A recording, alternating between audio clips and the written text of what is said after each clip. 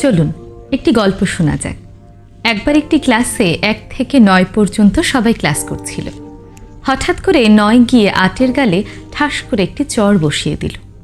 8 তো ভীষণ অবাক, কি হলো এটা, হঠাৎ করে আমাকে কেন মারলে? তখন 9 বলল, আমি এই ক্লাসে সবার বড়, আমি চাইলে আমার ছোট যারা আছে তাদের শাসন করতে পারি, আঘাত করতে পারি। 8 তখন কি করলো, উঠে গিয়ে 7-এর গালে একটি চড় বসিয়ে দিল।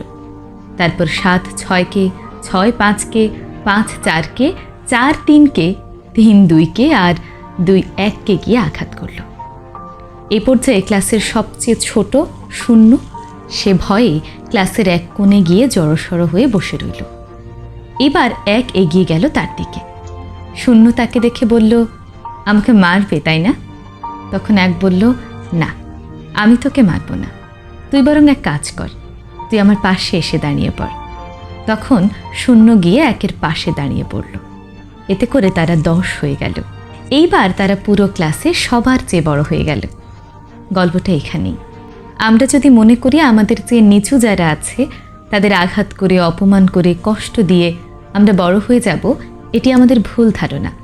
বরং আমরা যদি এইভাবে একে অন্যকে আলাদা না করে সবাই একসঙ্গে আগাই, সবাইকে একভাবে মাপি, তাহলেই আমরা বড় হতে পারব।